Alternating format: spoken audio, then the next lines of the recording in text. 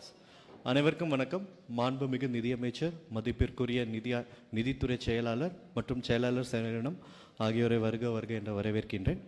தற்போது நம்முடைய அரசினுடைய வெள்ளை அறிக்கை வெளியீடு செய்யப்பட உள்ளது.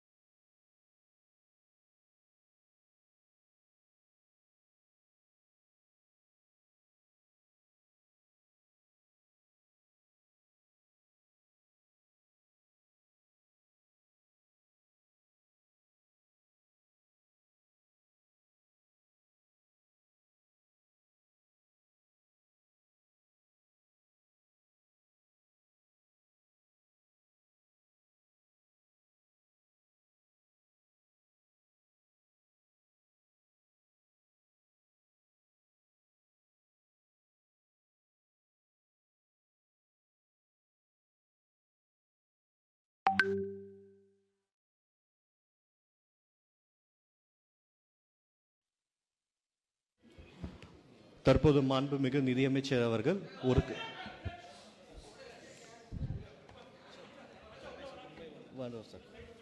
தற்போது மாண்புமிகு நிதியமைச்சர் அவர்கள் விளக்க காட்சியை காண்பிக்க உள்ளார். Sir, over to you sir.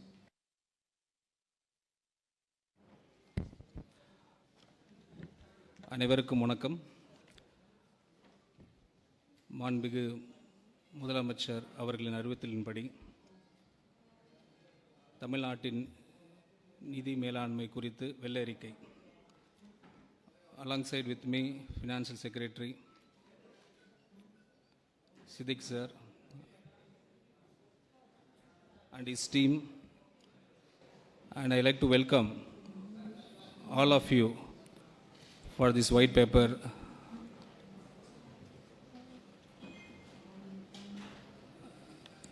release date.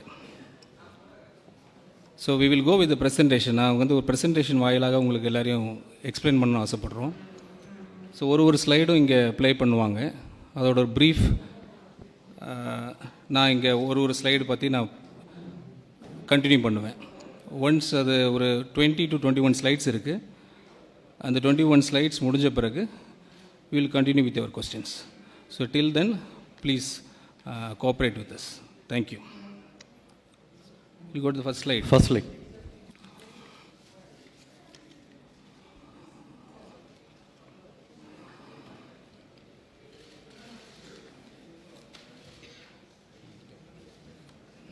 Okay. தமிழ்ல இருக்கு, இங்கிலீஷ்ல இருக்கு. So why this white paper? இன்று தமிழ்நாட்டின் மாநிலத்தின் கணக்கு புத்தகத்தை உங்கள் முன் திறந்து வைக்கிறேன். இது முழுமையான வெளிப்படைத்தன்மையுடன் ஆதாரங்களின் அடிப்படையிலும் உருவாக்கப்பட்ட ஒரு பகுப்பாய்வு கட்டமைப்பாகும். இங்கு இடம்பெறும் ஒவ்வொரு எண்ணிக்கையும் சரிபார்க்கப்பட்ட போது ஆவணங்களிலிருந்து எடுக்கப்பட்டுள்ளது. மாநில அரசின் பட்ஜெட் ஆவணங்கள், ரிசர்வ் பேங்க் ஆஃப் இந்தியா மற்றும் சிஏஜி சான்றெழுத்து தணிக்கை தரவுகள். இங்கு இடம்பெற்றுள்ள தகவலில் எந்த அரசியல் கட்சி வேறும் கருத்து என மறுக்க முடியாது. இவை அனைத்தும் மாநில அரசின் சொந்தமாக தணிக்கை செய்யப்பட்ட அதிகாரப்பூர்வ பதிவுகள். ஏன் இந்த 5 ஆண்டு காலப்பகுதி மட்டும்? அதைவிட நீண்ட காலத்தை அல்ல. கொரோனா போர் தொற்றுக்கு பிறகு இந்தியாவின் அனைத்து மாநிலங்களுக்கும் ஒரு தொடக்க நிலையிலிருந்து பயணத்தை தொடங்கின.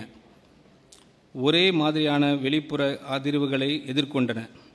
ஆகவே 2021-22 முதல் 25-26 வரையிலான காலப்பகுதியை கர்நாடகா, மகாராஷ்டிரா, குஜராத் போன்ற ஒத்த தொழில்துறை அமைப்பும் பொருளாதார அளவும் கொண்ட மாநிலங்களுடன் நியாயமான ஒப்பீடு செய்யக்கூடிய ஒரு காலப்பகுதி ஆகும்.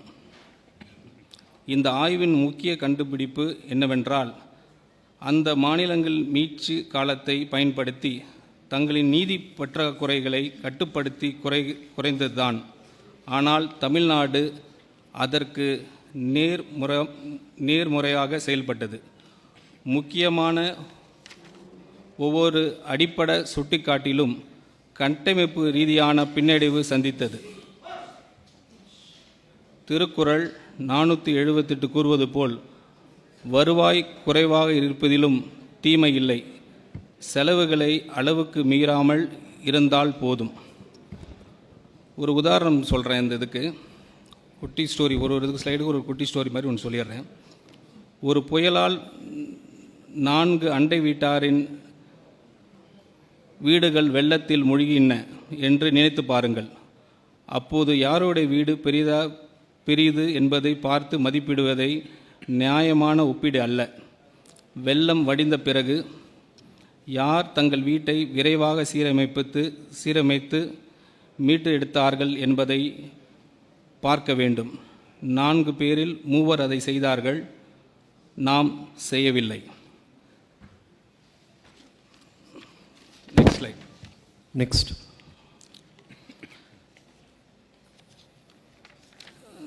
This slide is about 5-year physical snapshot from 2021, 22 to 25 to 26 pre-account. இந்த ஒரே அட்டைவணை முழு கதையும் ஒரே பார்வையிலே சொல்லிவிடுகிறது. ஒவ்வொரு வரியும் இந்த காலப்பகுதியின் தொடக்கத்திலிருந்து இறுதி வரை படித்து பாருங்கள். வருவாய் பற்றாக்குறை ரூபாய் 78,324 கோடியாக உயர்ந்துள்ளது. இதுவரை இல்லாத அதிகபட்சம். சொந்த வரி வசூல் முயற்சி 5.45% குறைந்துள்ளது. இதுவரை இல்லாத குறைந்தபட்சம். மூலதன செலவு 1.44% குறைந்துள்ளது. இது ஒப்பிடும்போது மாநிலங்களில் மிக குறைவு. கட்டாய செலவுகள் 64.4% உயர்ந்துள்ளன. இது ஒப்பிடும் மாநிலங்களில் மிகவும் அதிகம். கடன் 28.3% அளவிலேயே நிலைத்துள்ளது. எந்தவித நிதி ஒருங்கிணையும் இல்லை. மேலும் FRBM சட்டத்தின் 3% பற்றாக்குறை வரம்பு ஒவ்வொரு ஆண்டும் மீறப்பட்டுள்ளது. ஒரு உதாரணம், 5 ஆண்டுகளாக ஒருவரின் ஆண்டு உடலை அறிக்கையில் இரத்த அழுத்தம், இரத்த சர்க்கரை, உடல் எடை மற்றும் கொலஸ்ட்ரால் ஆகிய அனைத்தும் தொடர்ந்து மோசமடைந்து கொண்டே இருந்தால் ஒரு அளவில் மட்டுமே கவலைக்குரியதாக ஆகலாம். ஆனால் அனைத்தும் ஒரே நேரத்தில் தவறான திசையில் நகர்ந்தால் அது வெறும் கவலை அல்ல, அது ஒரு தெளிவான நோய் அறிதல். Next slide.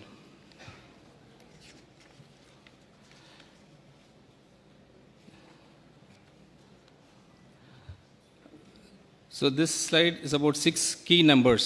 இது ரொம்ப முக்கியமான ஸ்லைடு.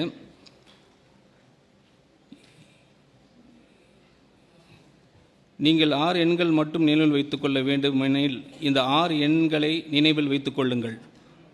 ரூபாய் 10 லட்சம் கோடி நேரடி கடன், ரூபாய் 78,324 கோடி வருவாய் பற்றாக்குறை, இதுவரை இல்லாத அதிகபட்சம். GSTPயில் சொத்து வரி வருவாய், சொந்த வரி வருவாய் வெறும் 5.45%. இது நமது வரலாற்றிலேயே மிக குறைந்த அளவு. ஒவ்வொரு வருவாய் ரூபாயிலும் ரூபாய் 22.8 பைசா வட்டி செல்வதற்கே செல்கிறது. வருவாயில் 64.4 ஏற்கனவே கட்டாய செலவுகளுக்காக ஒதுக்கப்பட்டுள்ளது. எந்த புதிய முடிவையும் எடுப்பதற்கு முன்பே அது செலவாகிவிடுகிறது. மேலும் தலைப்பு செய்திகளில் தோன்றும் எண்ணிக்கை மறைத்துவிடும் முக்கியமான உண்மை, பொதுத்துறை நிறுவனங்களில் கடன்களையும் சேர்த்தால் மாநிலத்தின் உண்மையான மொத்த நிதிசார் பொறுப்பு 13.18 லட்சம் கோடியாக உயர்கிறது. ஒரு உதாரணம், ஒரு குடும்பத்தின் நிதிநிலை ஆரோக்கியமாக இருக்கிறதா அல்லது முழுகி கொண்டு இருக்கிறதா என்பதை வங்கி கணக்கு புத்தகம் ஒரு நொடியில் சொல்லிவிடும். ஸ்லைட் 5.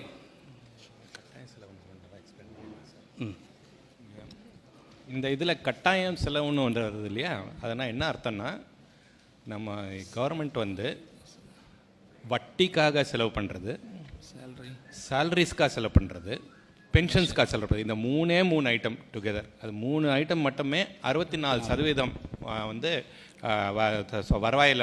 வருவாயிலேருந்து 66% வருது. அந்த 3 ஐட்டம். நெக்ஸ்ட் ஸ்லைட் சொல்லிட்டிங்களா? ஓகே. ஸோ சஸ்டைனபிள் டெப்ட் nearly doubled in 5 years. Next slide அதை பற்றி பேசுகிறோம்.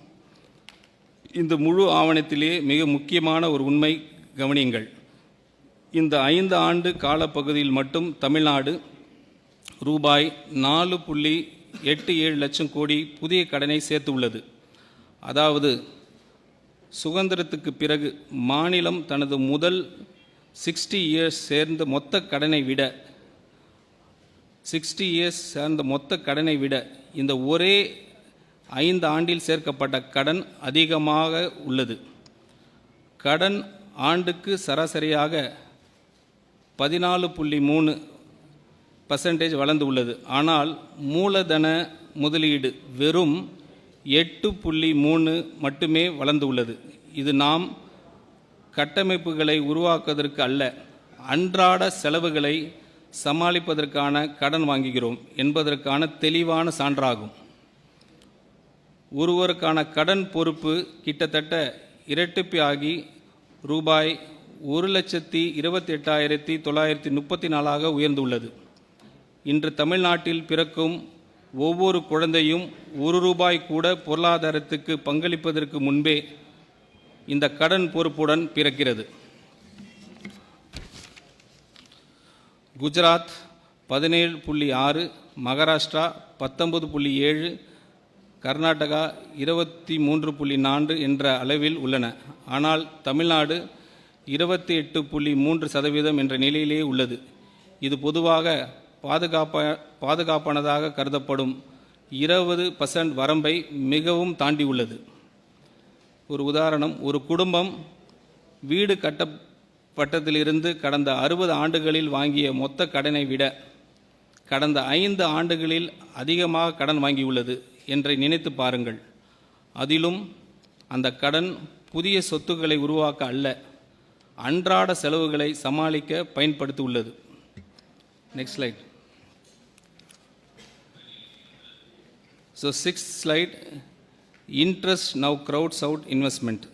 அந்த ஸ்லைடில் நம்ம இப்போ ப்ரீஃப் பண்ணுறேன். இது அனைவரையும் கவலைக்குள்ளாக்க வேண்டிய ஒரு நிதி சார்ந்த அசாதாரண நிலை. நமது ஆண்டு வட்டி செலவு ரூபாய் 67,050 கோடியாக உயர்ந்து மாநிலத்தின் மொத்த மூலதன செலவை திட்டமான ரூபாய் 50,911 கோடியாக தெளிவாக மிஞ்சியுள்ளது. அதாவது எதிர்காலத்தை உருவாக்குவதற்காக செலவிடும் ஒவ்வொரு ரூபாய்க்கும் கடந்த கால கடன்களில் வட்டியை செலுத்துவதற்காக ரூபாய் 1.32 செலவாகிறது. இந்த நிலை முதலாக 2017-18 ஆண்டில் உருவானது. அதன் பிறகு ஒவ்வொரு ஆண்டும் இந்த இடைவெளி மேலும் விரைவடைந்து கொண்டே வருகிறது. தற்போது வட்டி செலவு மொத்தம் வருவாயில் 22.8 உள்ளது. இது விகிதம் கர்நாடகாவில் 16.4%, குஜராத்தில் 12%, மகாராஷ்டிராவில் வெறும் 10.3 மட்டுமே. மேலும் தமிழ்நாட்டின் சொந்த வரி வருவாயில் 34.8 வட்டி செலவிற்கே செல்கிறது. அதாவது மாநிலத்தின் சொந்த வரி வசூல் இயந்திரம் ஈட்டும் ஒவ்வொரு 3 ரூபாயிலும் 1க்கு அதிகமான தொகை எந்த ஒரு நலத்திட்டத்திற்கும் ஒதுக்கப்படுவதற்கு முன்பே பழைய கடன்களின் வட்டி செலுத்துவதில் கரைந்து விடுகிறது. கடந்த 5 ஆண்டுகளில் இந்த வட்டி செலவு 61% அதிகரித்து உள்ளது. ஒரு உதாரணம், ஒரு குடும்பத்தில் மாதந்தோறும் செலுத்தும் கடன் வட்டி குழந்தைகளின் கல்விக்காக செலவிடும் தொகையை விட அதிகமாகிவிட்டது என்று நினைத்து பாருங்கள். அது மட்டும் அல்லாமல் வீட்டை மேம்படுத்துவதற்காக ஒதுக்கப்பட்ட முழு பட்ஜெட்டையும் அது மிஞ்சிவிட்டது. அதாவது கடந்த காலத்தின் சுமை எதிர்காலத்திற்கான முதலீட்டை விழுங்கி கொண்டிருக்கிறது. Slide 7. Structural revenue deficit highest ever record. நமது வருவாய் பற்றாக்குறை ரூபாய் 78,324 கோடியாக உயர்ந்துள்ளது. இது ஜிஎஸ்டிபியின் 2.22% ஆகும். மேலும் இது வரலாற்றிலே இல்லாத உச்ச அளவாகும். இதில் மிகவும் கவலைக்குரிய விஷயம் என்னவென்றால் அது பற்றாக்குறை கொரோனா பெருந்தொற்றத்தின் உச்ச ஆண்டை விடவும் அதிகமாக உள்ளது. ஆனால் இப்போது அதற்கு ஒப்பான எந்த வெளிப்புற அதிர்ச்சியும் காரணமாக இல்லை. இதன் பொருள் மிகவும் தெளிவானது. நம் சொத்துக்கள் உருவாவதற்காக அல்ல, அன்றாட நிர்வாக செலவுகளை சமாளிப்பதற்காகவே கடன் வாங்கி கொண்டிருக்கிறோம். இது ஒரு தற்காலிக பிரச்சனை அல்ல. 2013-14 முதல் ஒவ்வொரு ஆண்டும் தொடர்ந்து காணப்படும் கட்டமைப்பு ரீதியான பிரச்சனையாகும். மேலும் இங்கு ஒரு நம்பகத்தன்மை சிக்கலும் உள்ளது. இந்த வருவாய் பற்றாக்குறை முழுமையாக நீக்குவதற்கான காலக்கெடுவை முந்தைய ஆட்சிகள் நிதி பொறுப்பு சட்டத்தில் திருத்தம் செய்து 8 முறை தள்ளிப்படப்பட்டுள்ளன. 2009, 2011, 2012, 2017, 2020, 2022, 2024, 2026, இப்போது 2027 என நிர்ணயிக்கப்பட்டுள்ளது. ஆனால் 2027 என்றும் இலக்கும் எட்டப்படாமல் போகும் நிலை உள்ளது. இதற்கிடையில் குஜராத் வருவாய் உபரியுடன் செயல்படுகிறது. கர்நாடகா மற்றும் மகாராஷ்டிரா வருவாய் செலவு கணக்கில் கிட்டத்தட்ட சமநிலையை பேணிக்கின்றன. இந்த குறிப்பீட்டில் தமிழ்நாடு அவற்றிலிருந்து முற்றிலும் வேறுபட்ட பாதையில் சென்றுவிட்டது. ஒரு உதாரணம், வீடு வாங்குவதற்காக கடன் எடுத்தால் இறுதியில் உங்களிடம் ஒரு வீடு இருக்கும். ஆனால் ஒவ்வொரு மாதமும் மளிகை பொருட்கள் வாங்குவதற்கான கடன் எடுத்தால் இறுதியில் எஞ்சுவது கடன் மட்டுமே. மேலும் வங்கியிடம் கடனை திருப்பி செலுத்தும் தேதியை 8 முறை சொல்லி ஒவ்வொரு முறையும் அந்த வாக்குறுதியை மீறினால் நம்பிக்கை எவ்வாறு இழக்கப்படுகிறது என்பதற்கான சிறந்த உதாரணம் இதுவே. Slide 8. Own tax effort at historic low, a policy failure. So அந்த ஸ்லைட் எக்ஸ்பிளைன் பண்ணுறேன் நான். ஒரு காலத்தில் வருவாய் திரட்டலில் இந்தியாவிற்கே முன் உதாரணமாக இருந்தது தமிழ்நாடு.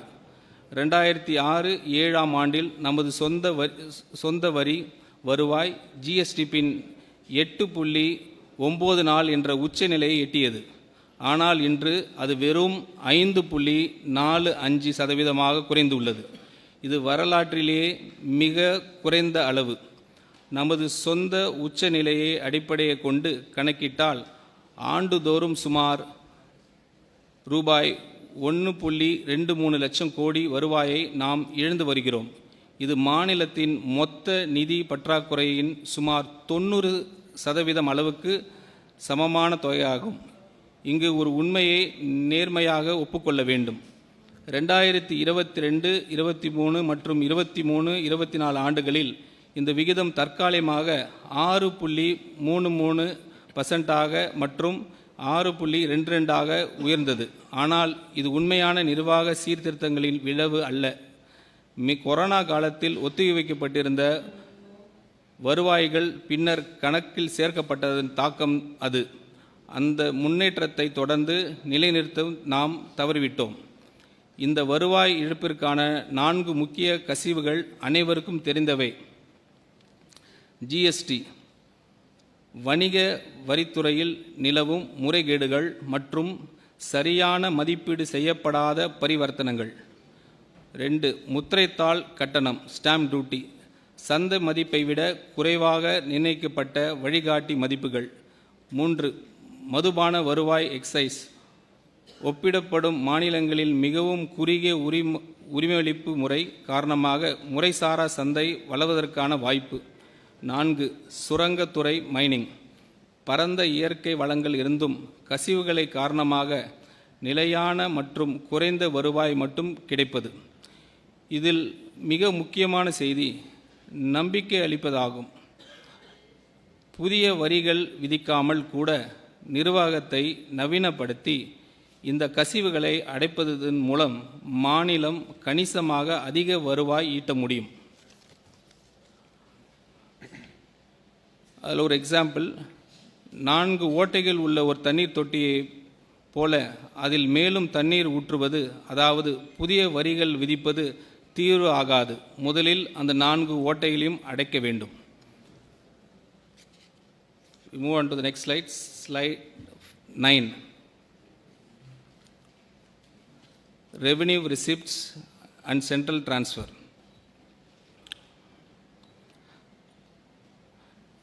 தமிழ்நாடு 2 முக்கிய வழிகளின் மூலம் மத்திய அரசை சார்ந்துள்ளது. முதலாவது, மத்திய வரி பகிர்வில் நமக்கு கிடைக்கும் பங்கு. 10வது நிதிக்குழு காலத்தில் அது 6.64% இருந்தது. இன்று அது 4.097 குறைந்துள்ளது. மேலும் ரூபாய் 56,819 கோடி அளவிலான நமது பங்கின் வளர்ச்சி ஒப்பிடப்படும் மாநிலங்களில் மிகவும் குறைவாக இருந்தது. இதற்கு காரணம் வரி பகிர்வு ஃபார்முலா, வருமான இடைவெளி, இன்கம் டிஸ்டன்ஸ், மக்கள் தொகை மற்றும் பரப்பளவு போன்ற காரணங்களுக்கு அதிக முக்கியத்துவம் அளிப்பதாகும். இவற்றின் மீது மாநிலத்திற்கு எந்த கட்டுப்பாடும் இல்லை. இதையும் விட முக்கியமான பிரச்சனை என்னவென்றால், ஒன்றிய அரசு தற்போது அதிக அளவில் செஸ் மற்றும் சர்சார்ஜ் மூலமாக வருவாய் திரட்டுகிறது. இந்த வருவாய் மாநிலங்களுடன் பகிர வேண்டிய அவசியம் இல்லை. இதனால் மாநிலங்களுக்கு பகிரப்படும் மொத்த வரி நிதி குளம், டிவைசபிள் பூல், தொடர்ந்து சுருங்கிக் கொண்டே வருகிறது. இரண்டாவது, உதவித்தொகைகள், கிராண்ட்ஸ் அண்ட் எய்ட். ஜிஎஸ்டி இழப்பீடு செஸ், ஜிஎஸ்டி காம்பன்சேஷன் செஸ் திட்டம் 2022 ஜூன் மாதத்தில் முடிவடைந்த பின் இந்த உதவித்தொகைகள் கணிசமாக குறைந்துவிட்டன. உண்மையில் இந்த இழப்பீடு காலம் மாநிலங்கள் தங்களது வரி வசூல் அமைப்பை மேம்படுத்திக் கொள்ள 5 ஆண்டுகள் வழங்கப்பட்ட ஒரு பாதுகாப்பு காலமாக இருந்தது. ஆனால் அந்த வாய்ப்பை முழுமையாக பயன்படுத்தவில்லை.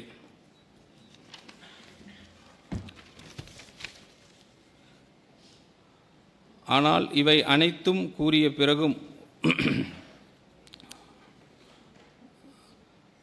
ஒரு உதாரணம், ஒரு கூட்டு குடும்பத்தில் பொது குடும்ப நிதியில் உங்களுக்கு கிடைக்கும் பங்கு தொடர்ந்து குறைந்து கொண்டே செல்கிறது என்று நினைத்து பாருங்கள். மேலும் முன்பு வாக்குறுதி அளிக்கப்பட்ட பரிசு இப்போது நீங்கள் ஏற்க முடியாத ஒரு நிபந்தனையுடன் வழங்கப்படுகிறது. இவை அனைத்தும் நிச்சயமாக பாதிப்பு ஏற்படுத்தும். ஆனால் அதே குடும்பத்தில் தங்களது சொந்த வியாபாரத்தை திறம்பட நடத்திய சகோதரர்கள் இன்னும் முன்னேறுகிறார்கள் என்பது உண்மை. ஸ்லைட் 10. கமிட்டட் எக்ஸ்பெண்டிச்சர், சார் சொன்ன மாதிரி 64.4 ஆஃப் ரெவென்யூ ப்ரீஎம்ப்டட். இது ரூபாய் 100 வருவாய் எடுத்துக்கொண்டு எளிமையாக விளக்குகிறேன். முதலில் வட்டி, ஊதியம் மற்றும் ஓய்வூதியம் போன்று நிர்ணயிக்கப்பட்ட தேதிகளில் கட்டாயமாக செலுத்த வேண்டிய செலவுகள் ரூபாய் 64.40 எடுத்துக்கொள்கிறேன். அதாவது வெறும் எதையும் செய்யும் முன்பே அந்த தொகை முழுவதும் செலவாகிவிடுகிறது. அதன் பின் வெளிப்படையாக அதிகம் தெரியாத இன்னொரு கட்டாய செலவு தொகை உள்ளது, ரூபாய் 23. இதில் உள்ளாட்சி அமைப்புகளுக்கு சட்டப்படி வழங்க வேண்டிய மானியங்கள், முத்திரைத்தாள் கட்டண மேலதிக வரிகள் இருந்து உள்ளாட்சி அமைப்புகளுக்கு கட்டாயமாக வழங்க வேண்டிய பங்குகள், மாநில கடன் பெற அனுமதிக்க மத்திய ஒன்றிய அரசு வலியுறுத்தும் மின்வாரிய இழப்பீடு நிதி உதவிகள், மேலும் ஓய்வூதிய திட்டத்தின் மாநிலம் வழங்க வேண்டிய இணை பங்களிப்பு ஆகியவை அடங்கும். இந்த இரண்டும் அடுக்குகளும் சேர்ந்து ஒவ்வொரு 100 வருவாயிலும் ரூபாய் 87 முழுமையாக எடுத்துக்கொள்கிறேன். இதனால் அனைத்து நலத்திட்டங்களுக்கும், சமூக பாதுகாப்பு திட்டங்களுக்கும் மற்றும் மூலதன கட்டமைப்பு முதலீடுகளையும் ஆகியவற்றை எஞ்சுவது வெறும் ரூபாய் 13 மட்டுமே. ரூபாய் 13 வைத்து ஒரு மாநிலத்தை நடத்துவதோ வளர்ச்சி பாதையில் முன்னேற்றுவதோ சாத்தியமில்லை. இதன் விளைவாக வழக்கமான அரசு திட்டங்களை கூட செயல்படுத்த மாநில கட்டாயமாக கடன் வாங்க வேண்டிய நிலைக்கு தள்ளப்படுகிறது. அந்த கடன் மேலும் கடனை உருவாக்குகிறது. அதிகரிக்கும் கடன் வட்டி செலவு உயர்த்துகிறது. அதிகரிக்கும் வட்டி செலவு அடுத்த ஆண்டில் எஞ்சும் அந்த ரூபாய் 13ஐயும் இன்னும் குறைக்கிறது. இவ்வாறு ஒரு தீய சுழற்சியை தொடர்கிறது. மேலும் புதிய உறுதியளிக்கப்பட்ட ஓய்வூதிய திட்டம் அஷ்யூர்ட் பென்ஷன் ஸ்கீம் ஆண்டுக்கு கூடுதலாக 5000 கோடி செலவை உருவாக்குகிறது. அதுவும் ஆண்டுதோறும் சுமார் 10% அதிகரிக்கும் என்று கணிக்கப்படுகிறது. ஒரு உதாரணம், மாதம் ரூபாய் 100 சம்பளம் பெறும் ஒருவரை நினைத்து பாருங்கள். அதில் வீட்டு கடன் தவணை, இஎம்ஐ, வீட்டு வாடகை மற்றும் குழந்தைகளின் பள்ளி கட்டணம் ஆகியவை 64 எடுத்துக்கொள்கின்றன. பின்னர் தவிர்க்க முடியாத மற்ற செலவுகள் 23 எடுத்துக்கொள்கின்றனர். இதனால் உணவு, மருந்து மற்றும் குழந்தைகளின் எதிர்கால தேவைகளுக்காக எஞ்சுவது வெறும் 13 மட்டுமே, ரூபாய் 13 மட்டுமே. அப்போது எதிர்பாராத எந்த அவசர தேவையும் வந்தால் கடன் வாங்கி செயல்படுத்துகிறது. அதன் விளைவாக கடன் சுமை தொடர்ந்து பெருகிக் கொண்டே செல்கிறது. Slide 11. Capex crowded out lowest in peer groups. நுகர் செலவுகள் கட்டாய நிலையான செலவுகளும் பெரும்பாலான வருவாய் சாப்பிடுறதனால் எதிர்காலத்தை உருவாக்குவதற்கு ஒதுக்கப்படும் நிதி கிட்டத்தட்ட மறைந்துவிட்டது. நமது மூலதன செலவு கேபிட்டல் எக்ஸ்பெண்டிச்சர் ஜிஎஸ்டிபின் 1.44 குறைந்துள்ளது. இது ஒப்பிடும் மாநிலங்கள் பட்டியலில் மிகவும் குறைந்த அளவாகும். குஜராத் தனது ஜிஎஸ்டிபின் 2.86 அளவிற்கு முதலீடு செய்கிறது. ஆனால் தமிழ்நாடு அதில் பாதி அளவான முதலீட்டை மேற்கொள்கிறது. மொத்த அரசு செலவினத்தில் மூலதன உருவாக்குவதற்கான பங்கு தமிழ்நாட்டில் வெறும் 11.8 மட்டுமே. இது விகிதம் குஜராத்தில் 26.8 ஆகும். கர்நாடகாவில் 17 உள்ளது. நாம் இந்த 5 ஆண்டு காலத்தில் தொடக்கத்தில் இருந்து 1.79 என்ற நமது சொந்த விகிதத்தை கூட தக்க வைத்திருந்தால் கடந்த 3 ஆண்டுகளில் கூடுதலாக 28,217 கோடியை மதிப்பிலான சொத்துக்களை உருவாக்கியிருப்போம். அந்த தொகையில் 1000 கிலோமீட்டருக்கு அதிகமான அதிக நெடுஞ்சாலைகள் அமைக்க முடியும், அல்லது 30 அதிநவீன சிறப்பு மருத்துவமனைகள் உருவாக்க முடியும், அல்லது 2000 பள்ளி கட்டிடங்கள் கட்டியிருக்க முடியும். மேலும் இந்த பாதிப்பு ஒரு ஆண்டுக்குள் முடிவதில்லை. அது தொடர்ச்சியான தாக்கத்தை ஏற்படுத்துகிறது. ஏனெனில் தனியார் முதலீடுகள் பெரும்பாலும் அரசின் உள்கட்டமைப்பு முதலீடுகளை பின்பற்றுகின்றன. எனவே மூலதன செலவினத்தை புறக்கணிப்பது தமிழ்நாட்டின் பொருளாதார இலக்கையை நேரடியாக அச்சுறுத்துகிறது. ஒரு உதாரணம், தினசரி செலவுகளை சமாளிப்பதற்காக வீட்டை பராமரிப்பதையும் பழுது பார்ப்பதையும் நிறுத்திய ஒரு குடும்பத்தை நினைத்து பாருங்கள். காலப்போக்கில் சுவர்களின் விரிசல்கள் பெருகும், வீட்டின் மதிப்பு குறையும். புதிய முதலீட்டாளர்கள் அல்லது வாங்குபவர்கள் நன்றாக பராமரிக்கப்பட்ட அண்டை வீட்டாருக்கு செல்வார்கள். அதுபோலவே உள்கட்டமைப்பில் முதலீடு செய்யாத பொருளாதாரம் புதிய முதலீடுகளை ஈர்க்கும் திறனை இழக்கத் தொடங்கும். Slide 12. FRBM compliance rules revised never met.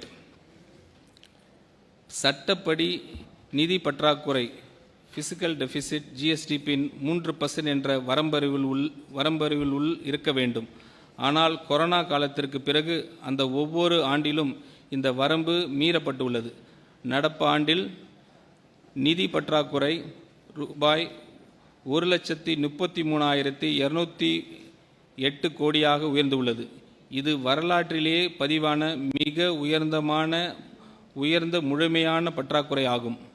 2003ஆம் ஆண்டு முதல் நிதி பொறுப்பு சட்டம் ஃபிசிக்கல் ரெஸ்பான்சிபிலிட்டி ஆக்ட் பல முறை திருத்தப்பட்டுள்ளது. ஒவ்வொரு முறையும் இலக்கு எட்டப்படாததால் அதை அடைவதற்கான காலக்கெடு மேலும் தள்ளி போடப்பட்டுள்ளது. இருப்பினும் சமீபத்திய 2025-26 இலக்கு மீறப்பட்டுள்ளது. தற்போது 3.8 என்ற அளவில் இருக்கும் நிதி பற்றாக்குறை கடுமையான நிதி சவால்களை எதிர்கொண்டு வரும். பஞ்சாப் மற்றும் கேரளா போன்ற மாநிலங்களின் நிலைக்கு தமிழ்நாட்டு கொண்டு சென்றுள்ளது. அதே நேரத்தில் குஜராத்தின் நிதி பற்றாக்குறை வெறும் 1.9 மட்டுமே உள்ளது. மேலும் இந்திய கணக்காய்வாளர் மற்றும் தலைமை CAG ஒரு ஆழமான கவலையும் சொல்லியிருக்கிறாங்க. ஒவ்வொரு ஆண்டும் உண்மையான நிதி பற்றாக்குறை பட்ஜெட் மதிப்பீடில் பட்ஜெட் எஸ்டிமேட்ஸ் கூறப்பட்ட அளவை விட அதிகமாக உள்ளது. அதாவது சட்டமன்றத்திற்கு தொடர்ந்து மிகைப்படுத்தப்பட்ட நம்பிக்கையூட்டும் எண்ணிக்கைகளை வழங்கப்பட்டு வந்துட்டு இருக்கு என்பது அதன் பொருள். எனவே நிதி நிலைமை சீர் செய்வதோடு மட்டுமல்லாமல் அரசின் நிதி அறிக்கைகள் மீதான நம்பிக்கைத்தன்மையும் மீட்டு எடுப்பது தீர்வின் முக்கிய அங்கமாகும். ஒரு உதாரணம், இந்த கடனை நிச்சயம் அடைந்து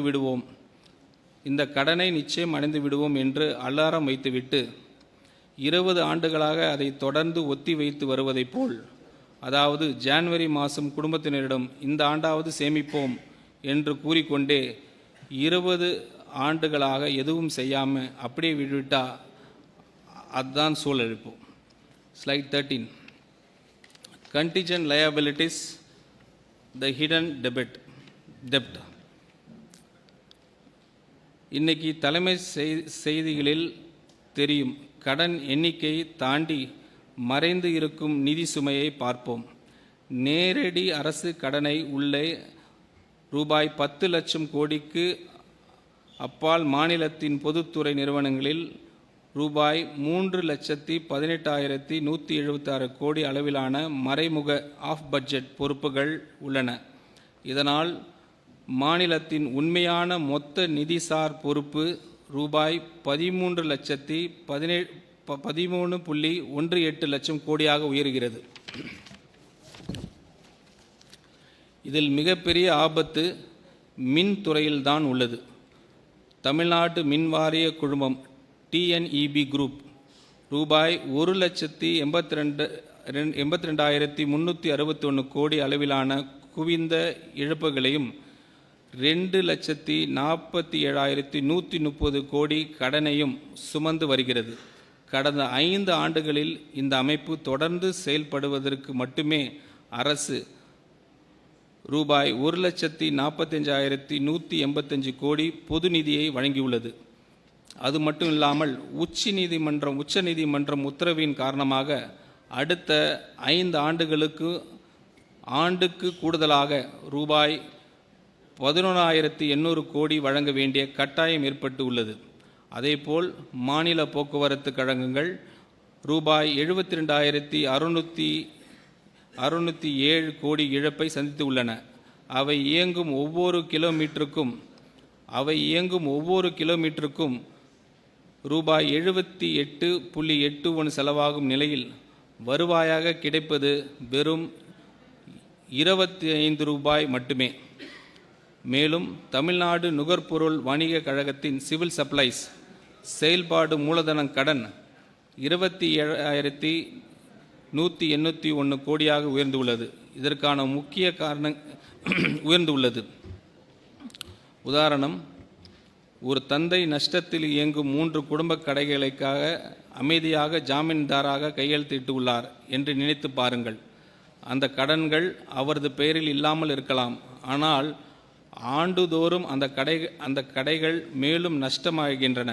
ஜாமீன் பொறுப்புகள் பெருகி கொண்டே செல்கின்றன. ஒரு நாள் அந்த கடன்களுக்கான முழு பொறுப்பையும் அவருடைய கதவை தட்டும். அதுபோலவே பொதுத்துறை நிறுவனங்கள் இழப்புகளுக்கு கடன்களும் இறுதியில் மாநில அரசின் நிதி சுமையாக மாறுகின்றன. Slide 14. The true debt picture. இப்போது முழு படத்தையும் ஒரு சேரா பார்ப்போம். சட்டமன்றத்தில் அதிகாரப்பூர்வமாக காட்டப்படும் ரூபாய் 10 லட்சம் கோடி நேரடி அரசு கடன் மாநிலத்தின் பொதுத்துறை நிறுவனங்கள் சுமக்கும் ரூபாய் 3,18,176 கோடி கடன்களையும் சேர்க்க வேண்டும்.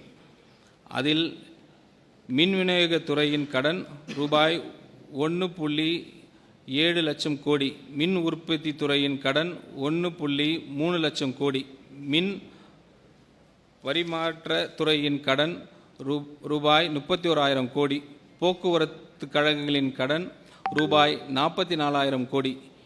இது இல்லாமல் நுகர்பொருள் வணிக கழகத்தின் கடன் ரூபாய் 27,000 கோடி ஆகவே அடங்கி இருக்கின்றன. இதனுடன் குடிநீர் வாரியங்களில் ரூபாய் 7,776 கோடி குவிந்து இழப்புகளையும் சேர்க்க வேண்டும். மேலும் அரசின் உத்தரவாத பொறுப்புகள் கேரண்டிஸ் 65,659 கோடியில் இருந்து ரூபாய் 1,79,782 கோடியாக, அதாவது கிட்டத்தட்ட 3 மடங்கு உயர்ந்துள்ளன. இந்த அனைத்தும் சேர்த்து பார்த்தால் மாநிலத்தின் உண்மையான மொத்த நிதிசார் பொறுப்பு சுமார் 13.18 லட்சம் கோடி ஆகிறது. இந்த பெரிய வித்தியாசம் சட்டமன்றத்தில் தாக்கல் செய்யப்படும் வழக்கமான பட்ஜெட் ஆவணங்களில் முழுமையாக தெரிவதில்லை.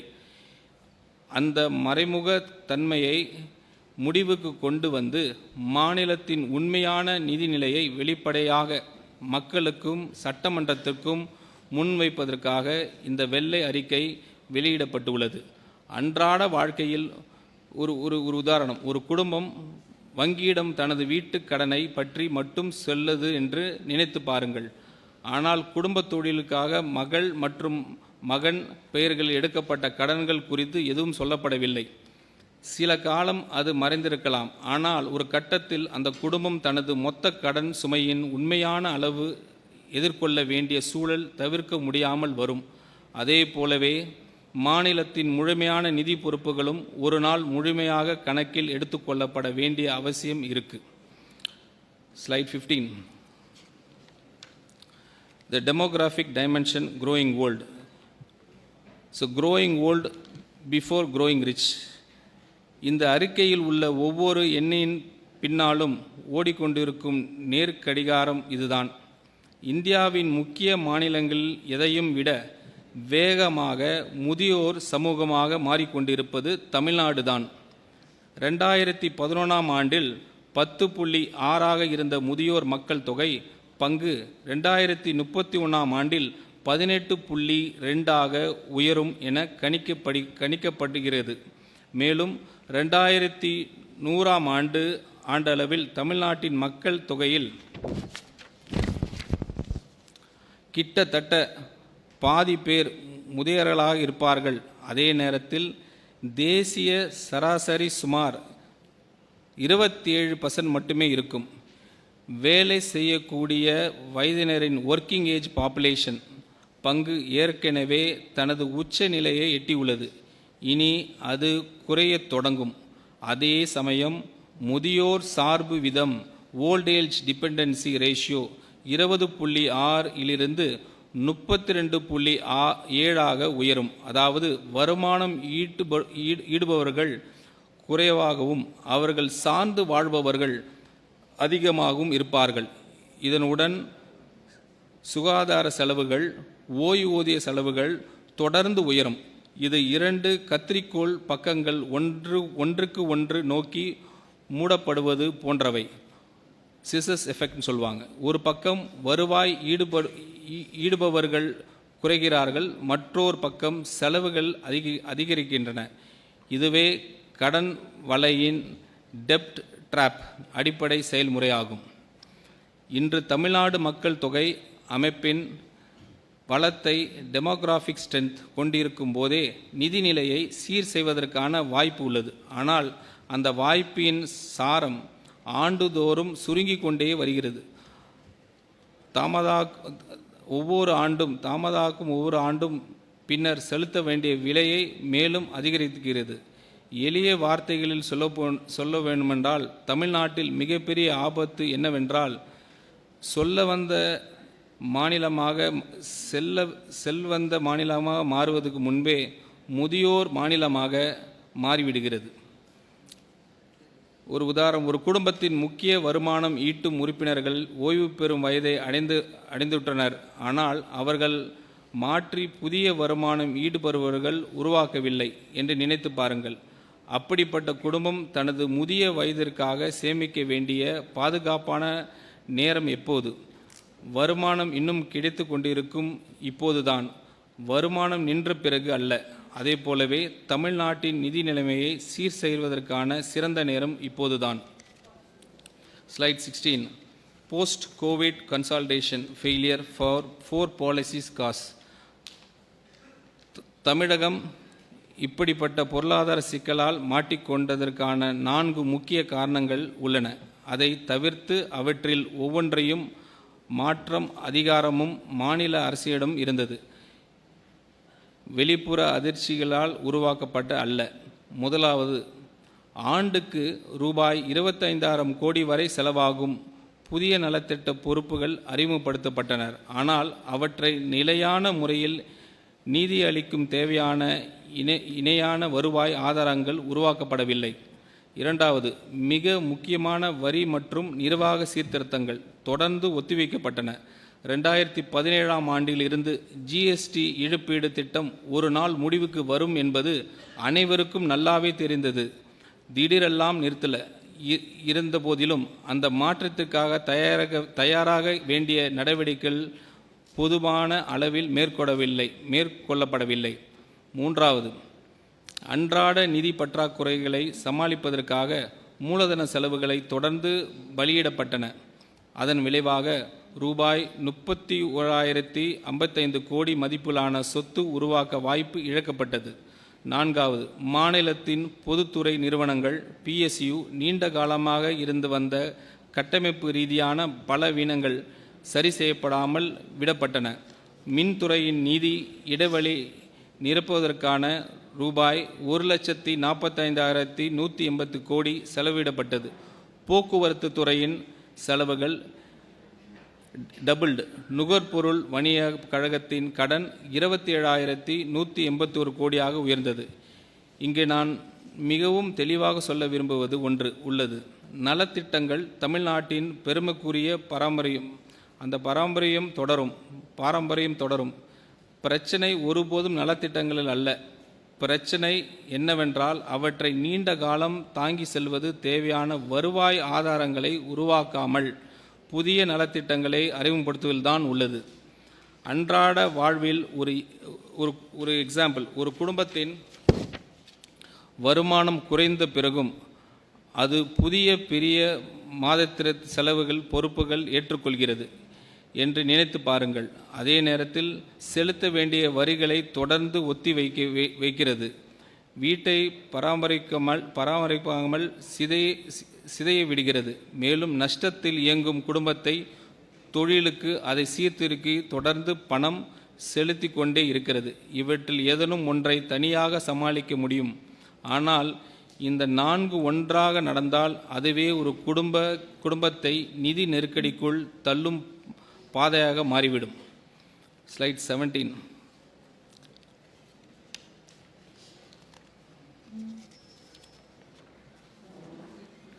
Tamil Nadu vs peers a comparative scoreboard.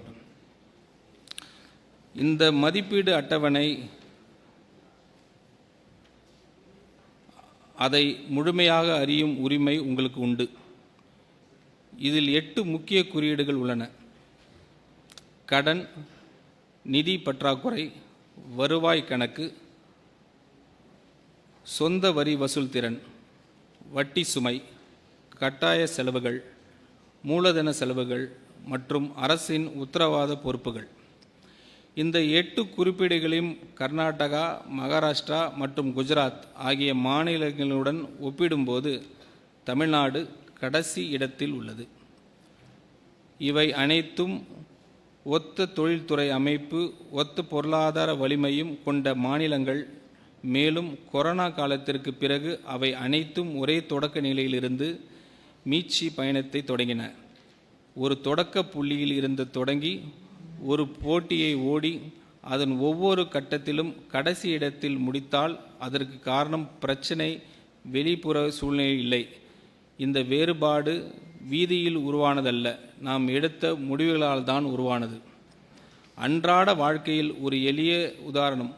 உங்கள் வகுப்பு தோழர்களிடம் மதிப்பெண் பட்டியலுடன் உங்கள் மதிப்பெண் பட்டியலும் அருகருகே வைக்கப்பட்டிருந்தால் என்று நினைத்து பாருங்கள். அனைவரும் ஒரே பள்ளியில் படித்தவர்கள், ஒரே பாடத்திட்டத்தை பின்பற்றியவர்கள், ஒரே தேர்வு எழுதியவர்கள். ஆனால் ஒவ்வொரு பாடத்திலும் நீங்கள் கடைசி இடத்தில் இருந்தால் அதற்கான நேர்மையான பதில் மதிப்பெண் பட்டியல்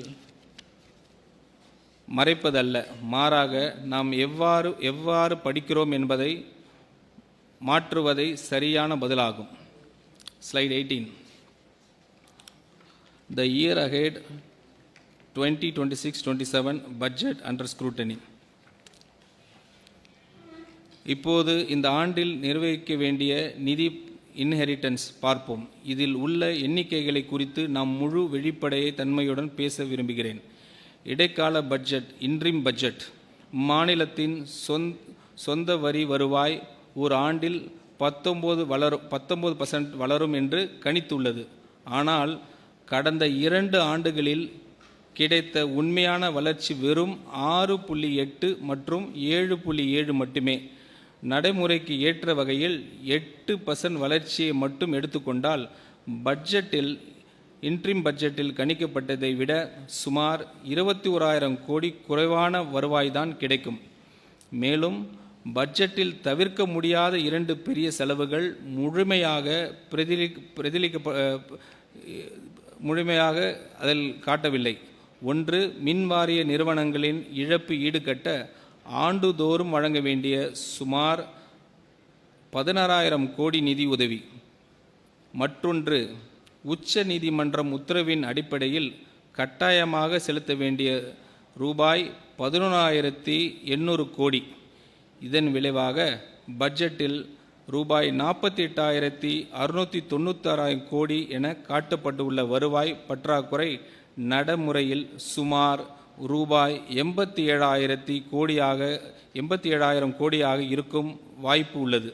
அதாவது உண்மையான நிலையை விட கிட்டத்தட்ட 79% குறைவாக கணக்கிடப்பட்டுள்ளது.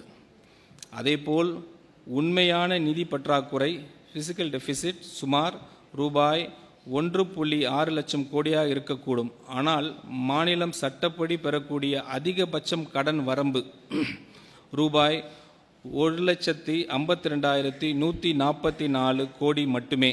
எனவே ஒரு புதிய திட்டத்தை கூட தொடங்குவதற்கு முன்பே ரூபாய் 8,000 கோடிக்கு அதிகமான நிதி இடைவெளி, ஃபண்டிங் கேப் உருவாகிறது.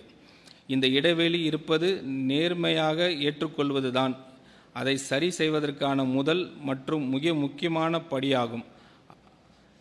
ஒரு உதாரணம், கடந்த சில ஆண்டுகளில் உங்கள் சம்பளம் உயர்வு வெறும் 7% மட்டும் இருந்தபோதும் இந்த ஆண்டு எனக்கு 19% உயர்வு கிடைக்கும் என்று கருதி குடும்பத்தை, செலவு திட்டத்தை அமைப்பது போன்றது.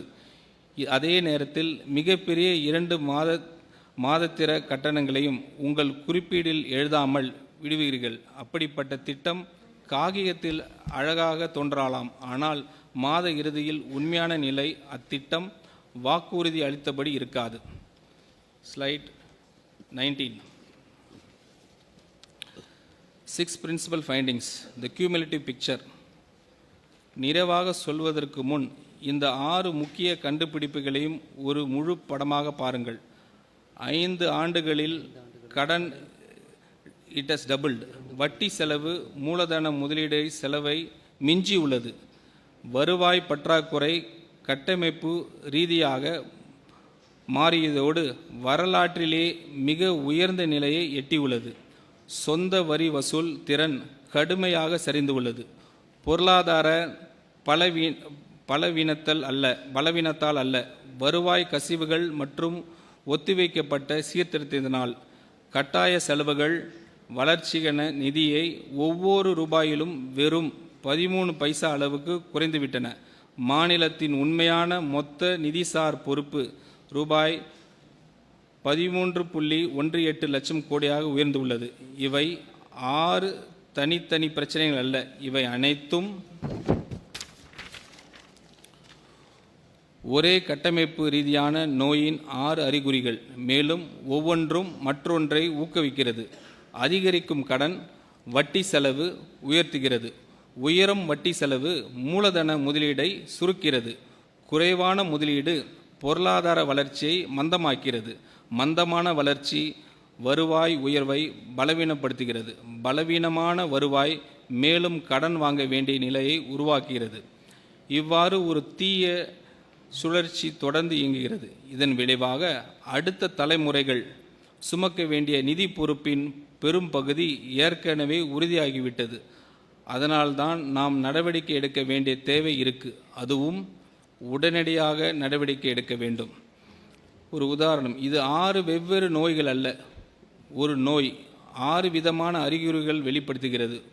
ஒவ்வொரு அறிகுறியும் தனித்தனியாக சிகிச்சை அளித்தால் முழுமையான குணமடைய முடியாது. நோயின் அடிப்படை காரணத்தை ஒருங்கிணைத்து முறையில் சிகிச்சை அளிக்க வேண்டும். மேலும் அது தாமதமாக அல்ல, ஆரம்பத்திலே செயல்பட வேண்டும். Slide 20. The way forward challenging but not hopeless. கடுமையான இந்த சூழல் இருந்து வெளியேறும் பாதை இதோ.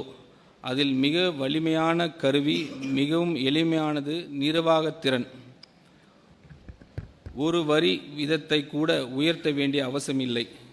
நமது நிர்வாக அமைப்பு மேம்படுத்தி ஊழியர்களின் செயல்திறனை உயர்த்தி வருவாய் கசிவுகளை தடுத்து ஊழலை ஒழிப்பதன் மூலம் இயல்பாகவே அரசின் வருவாய் அதிகரிக்க முடியும். சுத்தமான நேர்மையான நிர்வாகமே ஒரு முக்கியமான நிதிசார் சொத்தாக மாறுகிறது. இந்த திட்டம் 6 முக்கிய நடவடிக்கைகள் மீது அமைகிறது. வணிக வரித்துறை, கமர்ஷியல் டாக்ஸ், ஸ்டாம்ப்ஸ், முத்திரைத்தாள் கட்டணம் மற்றும் மைனிங் ஆகியவற்றில் உள்ள வருவாய் கசிவுகளை அடைப்பது. போட்டித்தன்மை கொண்ட திறந்த ஒப்பந்த முறைகள், காம்படிட்டிவ் டெண்டரிங் மூலம் கொள்முதல் செலவுகளை குறைப்பது. பொதுத்துறை நிறுவனங்கள், PSU கட்டமைப்பு ரீதியாக சீர்திருத்துவது. மின்துறைக்கு நீடித்த நிலையான கட்டண அமைப்பு, போக்குவரத்து துறைக்கு வழித்தட செயல்களின் மேம்பாடு, நுகர்பொருள் வணிக கழகத்திற்கு கொள்முதல் முறைகளின் சீர்திருத்தம். ஏற்கனவே மாநிலத்திடம் உள்ள அதிகாரங்களை பயன்படுத்தி வருவாய் அதிகரித்து வழிகாட்டி நில மதிப்புகளை சந்தை மதிப்பிற்கு அருகில் கொண்டு வந்தால், மதுபான உரிமை வழங்கும் அமைப்பை விரிவுபடுத்தல், சுரங்க நிர்வாகத்தை நவீனப்படுத்துதல், செலவினத்தை நுகர்வு நோக்கிலிருந்து மூலதன முதலீடு நோக்கத்தை மாற்றுவது. ஏனெனில் உள்கட்டமைப்பு முதலீடுகளை தனியார் முதலீடுகளை ஈர்க்கவும் சக்தி கொண்டவை. CAG சுட்டிக்காட்டிய இடைவெளிக்கு சுருக்கி நேர்மையான மற்றும் யதார்த்தமான பட்ஜெட் கணிப்புகளை வழங்குவது. இந்த நடவடிக்கைகள் அனைத்தும் மாநில அரசின் நேரடி அதிகார வரம்பிற்குள் உள்ளவை. இதில் எதுவும் குடிமக்கள் மீது கூடுதல் வரிச்சுமையை ஏற்படுத்துவதில்லை. நிர்வாக சீர்திருத்தங்கள் மூலமே மக்களுக்கான புதிய நலத்திட்டங்களை நிதி அளிக்கும் தேவையான நிதி இடத்தை, ஃபிசிக்கல் ஸ்பேஸ் உருவாக்க முடியும். ஒரு உதாரணம், ஒரு குடும்பம் தனது நிதி நிலையை சீர் செய்வதற்கு உடனடியாக 2வது வேலையை தேடுவதில்லை. மாறாக பணம் வெளியேறும் கசிவுகளை அடைகிறது, தேவையற்ற அதிக செலவுகளை நிறுத்துகிறது. நஷ்டத்தில் இயங்கும் கடையை தொடர்ந்து பணம் ஊற்றி நடப்பதற்கு பதிலாக அதை சீர்திருத்துகிறது. மேலும் தனது வரவு செலவு கணக்கை நேர்மையாக பதிவு செய்கிறது. இது கடினமான பாதையாக இருக்கலாம், ஆனால் நிலையானதும் செயல்படுத்தக்கூடியதாகும்.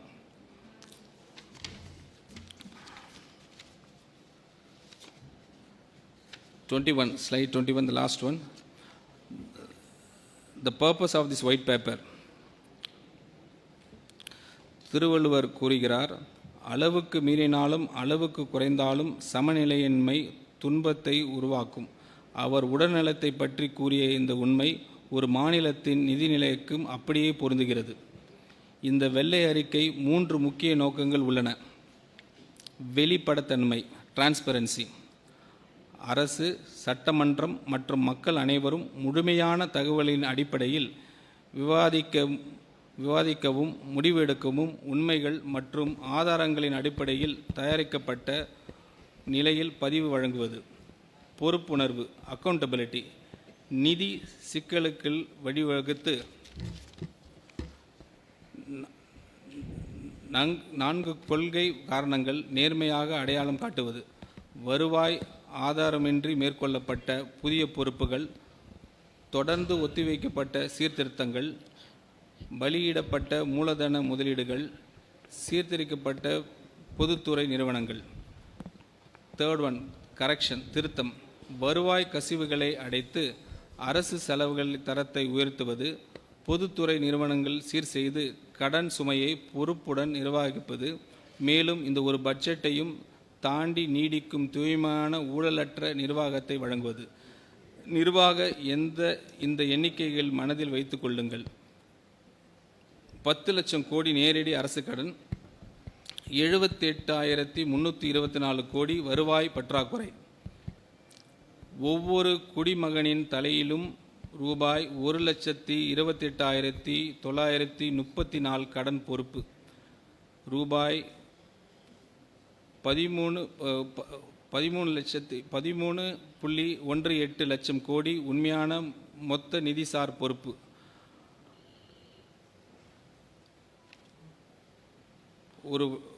ஒரு எக்ஸாம்பிள்,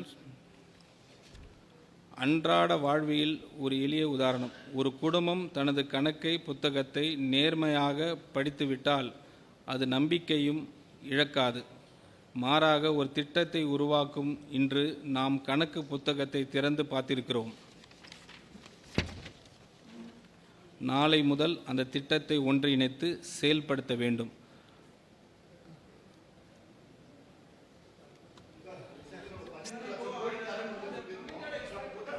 தமிழ்நாட்டினுடைய கடன் 10 லட்சம் கோடியாக இருக்கக்கூடிய நிலையில மகளிர் உரிமை தொகைக்காக எவ்வளவு செலவினங்களை பண்ணலாம்?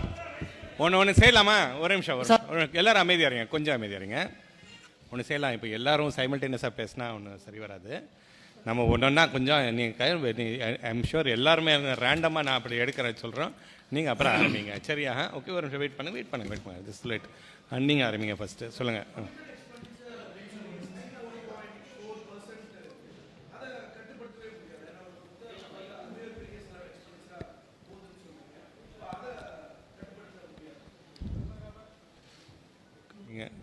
நீங்கள் சொல்கிறீங்களா? சொல்லுங்கள். கமிட்டட் எக்ஸ்பெண்டிச்சர் என்றால் 3 காம்பனண்ட். இது வந்து இன்டர்ஸ்டேட் மற்ற ஸ்டேட்ஸோட கம்பேர் பண்ணுறதுக்காக இந்த டேர்ம் கமிட்டட் எக்ஸ்பெண்டிச்சர்னு வந்து காமனாக யூஸ் பண்ணுற இது. அதில் வந்து சேர்ற ஐட்டம்ஸ் வந்து நம்பர் 1 இன்ட்ரெஸ்ட் பேமெண்ட்ஸ், வட்டி செலவு. வட்டி செலவு வந்து என்ன ஒன்றும் செய்ய முடியாது, அது ஏற்கனவே கடன் வாங்கினதுக்கு வட்டி கட்டி தான் ஆகணும் நம்ம. ஸோ அதனால அது ஒரு கமிட்டட் எக்ஸ்பெண்டிச்சர். அது தவிர நம்ம ஏற்கனவே கவர்மெண்ட்டில் இருக்கிற கவர்மெண்ட் சர்வெண்ட்ஸு அவங்க எல்லாருக்கும் கொடுக்குற சேலரிஸ் அண்ட் பென்ஷன்ஸ், போத்து அவங்களுக்கு சம்பளமும் அதோட பென்ஷன்ஸும் ரெண்டும், அதுவும் இந்த 3 ஐட்டமை சேர்த்து தான் கமிட்டட் எக்ஸ்பெண்டிச்சர்னு அளிக்கிறாங்க. அது வந்து நம்மதில் வந்து 100 ரூபா வருவாய் இருந்ததுன்னா அதில் வந்து 64 ரூபா 64.4 ருபீஸ் வந்து அது வந்து இந்த 3 ஐட்டமுக்கு மட்டுமே அது வந்து செலவாகிறது. அது மட்டும் இல்லாமல் அது தவிர்த்து சார் சொன்ன மாதிரி மற்ற செலவுகள், அதை மற்ற இன்ஃப்ளெக்சிபிள் எக்ஸ்பெண்டிச்சர், அது கமிட்டட் எக்ஸ்பெண்டிச்சர் ஏன் சொல்கிறதெல்லாம் ஒவ்வொரு மாநிலத்துலையும் வந்து அந்த லோக்கல் பாடிஸ் கொடுக்குறது ஒவ்வொன்றும் டிஃப்ரெண்ட்டாக இருக்கும். நம்ம மாநிலத்தில் ஒரு பர்சன்டேஜ் கொடுக்குறோம், இன்னொரு மாநிலத்தில் வேறு மாதிரி. அது கம்பேர் பண்ணுறதுக்கு அது காமன் வேர்ட்ஸ் யூஸ் பண்ணாதனால அதுவும் கமிட்டட் எக்ஸ்பெண்டிச்சர் தான் இனவே இன்ஃப்ளெக்சிபிள். இப்போ நம்ம வந்து லோக்கல் பாடிஸ், அதாவது முனிசிபாலிட்டிஸுக்கு, ஊராட்சி ஒன்றியங்களுக்கு, ஊராட்சிகளுக்கு அதுக்கு நிதி பகிர்வு செய்கிறது வந்து நம்ம சட்டப்படி நம்ம பகிர்வு செய்கிறோம். அதுவும் வந்து 23 ரூபாய், அது ஒரு இன்னொன்று. சரி, ஸோ இது 2 சேர்த்துனா 87 ரூபாய் எடுத்து. ஆனால் வந்து நம்ம மொத்த செலவு பார்க்க போனீங்கன்னா அந்த 100 ரூபா வரவுகளுக்கு மொத்த செலவு பார்த்திங்கன்னா 145 ரூபாய் மொத்த செலவாகுதுங்க. அதாவது ஒவ்வொரு 100 ரூபாய்க்கும் 45 ரூபா பற்றாக்குறை இருக்குது. இதில் இந்த இதில் கணக்கு பார்த்திங்கன்னா இதில் வந்து நீங்கள் 64 ரூபா, அதுக்கப்புறம் வந்து 23 ரூபாய், இது மொத்தம் 87 ரூபாய் எடுத்து, அது தவிர்த்து மற்ற நலத்திட்டங்கள், அது எந்த திட்டம், இது வந்து செலவு வந்து நல்லதா சரியில்லைன்னு யாருமே சொல்லலை. எல்லாம் நலத்திட்டங்கள் தான் நாங்கள் சொல்கிறோம். நலத்திட்டங்கள், மற்ற சப்சிடிஸு, இதெல்லாம் வந்து நலத்திட்டங்களுக்கு எல்லாம் சேர்த்து பார்த்துக்கிட்டோம்னா ஒரு சப்சிடிஸு, மற்ற ஸ்கீம்ஸ் எல்லாம், மற்ற எல்லா ஸ்கீம்ஸ் எல்லாம் கணக்கு எடுத்தாலும் 27 ரூபா செலவாது. அது தவிர்த்து வந்து இன்னொரு 18 ரூபாய், 28 ரூபாயில் 40 ரூபா செலவாது. அப்போ பார்க்கணும்னா 127 ரூபாய் எடுத்து, இன்னொரு 18 ரூபாய் வந்து நம்ம வந்து இதுக்கெல்லாம் செலவு பண்ணுறோம். மூலதன செலவுகள், ரோடு போடுறது, பில்டிங் கட்டுறது, இது எல்லாத்துக்கும் வந்து இன்னொரு 18 ரூபாய் செலவு பண்ணுறோம். ஆக மொத்தம் 145 ரூபாய். ஸோ ஒரு 100 ரூபாய் வரவில் வந்து நமக்கு வந்து கட்டாயமாக செலவு பண்ணக்கூடிய செலவு பார்க்க போனீங்கன்னா 64 ரூபாவும் 23 ரூபாவும் சேர்த்து 87 ரூபா கட்டாயமாக செலவு பண்ணியே ஆகணும். அது நம்ம அதை கையை வைக்க முடியாத நிலைமை இருக்குது. அது எப்படி சரி கட்டுறதுன்னு உடனே கேட்பீங்க. கேட்குங்களா? அது சரி கட்டுறதுக்கு வழி என்னென்னா, நம்பர் 1, வரவை கூட்டணும், அதிகப்படுத்தணும். வரி நம்ம டிபார்ட்மெண்ட் இது பார்க்க போனால் நமக்கு வரவு வரதெல்லாம் வந்து கமர்ஷியல் டாக்ஸஸ், அதாவது வரி வருவாய், நம்ம வரி டிபார்ட்மெண்ட்டு, ஜிஎஸ்டி, அதுக்கப்புறம் வந்து மற்ற பெட்ரோல் டீசல்லேருந்து வர டேக்ஸ், வேட்டு, அப்புறம் ஸ்டாம்ப்ஸ் ரெஜிஸ்ட்ரேஷனு, அதுக்கப்புறம் வந்து மோட்டார் வெஹிக்கிள் டேக்ஸு, இது எல்லாம் டேக்ஸஸில் வந்து நமக்கு வரி வருவாய் வருது. அதில் வந்து அந்த வரி வருவாயை வந்து நம்ம அதிகப்படுத்துறது முக்கியம். அது வந்து அதில் தான் இப்போ நாங்கள் கம்ப்ளீட்டாக ஃபோக்கஸ் பண்ணுறதே வந்து அதில் வந்த எஃபிஷியன்சி, கலெக்ஷன் எஃபிஷியன்சியை நாங்கள் வந்து அது இன்க்ரீஸ் பண்ணுறதுல நடவடிக்கை எடுத்துகிட்டு வருகிறோம். சார் இந்த கடன் அடுத்தது வரோம், உங்களுக்கு அடுத்தது வரோம். ஃபர்ஸ்ட் இந்த சைடு, அப்புறம் அடுத்தது, ரைட்டா? இந்த அரசு வருவாயை பெருக்கிறதுக்கு என்ன பண்ண போகுது சார்? நீங்க சொல்லுங்க, நீங்க சொல்லுங்க. அவர் பேசிட்டோம்.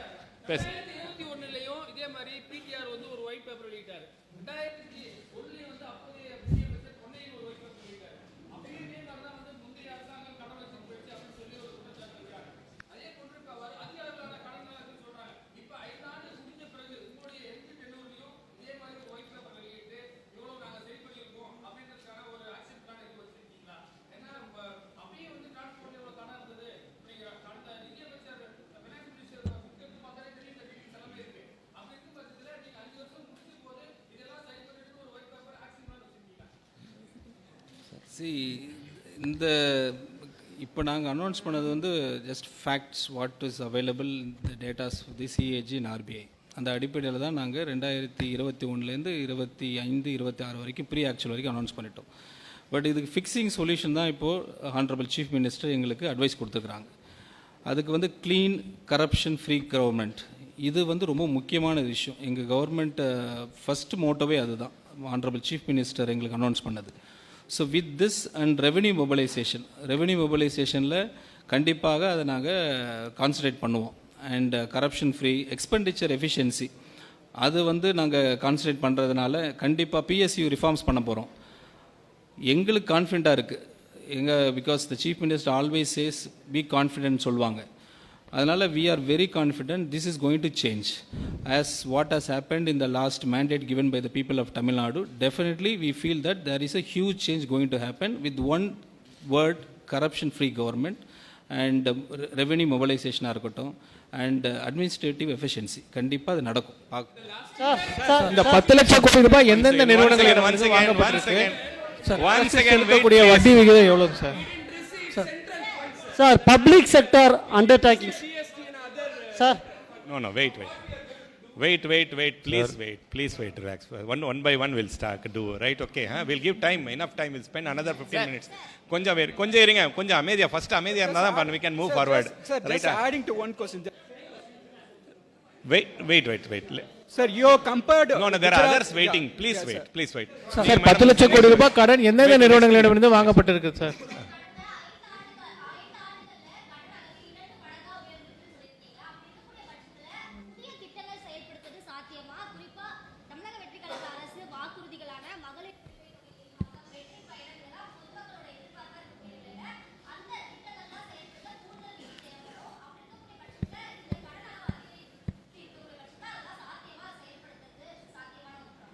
வெரி நியாயமான கேள்வி.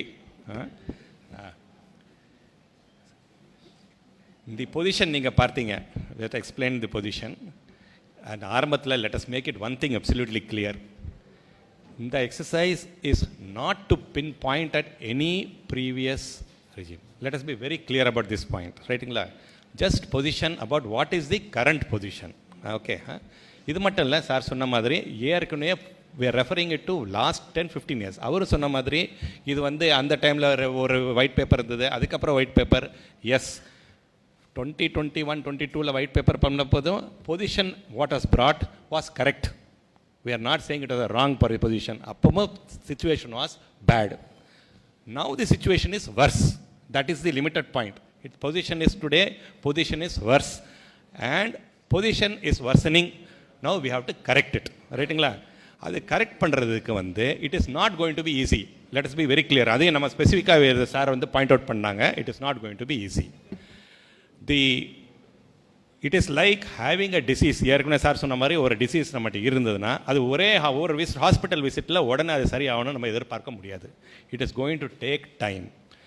ரெவென்யூ நம்ம என்ன பண்ண, ப்ளீஸ் ஆல்சோ நோட் தட் இப்போ லாஸ்ட் 1 monthல வந்து many schemes have been notified also. Many promises are being notified also. Government cannot, no government, irrespective of which government is there, no government can sit quietly and do nothing. Let's be very clear. Every government has to deliver on its promises.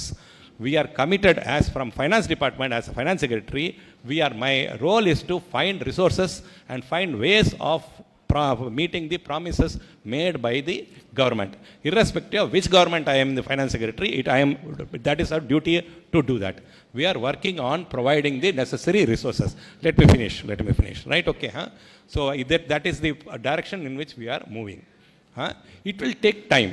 Please also note that in the இதில் நமக்கு point out which we pointed out was இந்த committed மட்டும் இல்லாமல் ஏற்கனவே existing schemes business as usual scenario, அதாவது interim பட்ஜெட்னு ஒன்று நம்ம இஷ்யூ ஆல்ரெடி பப்ளிஷ் பண்ணியிருக்கு.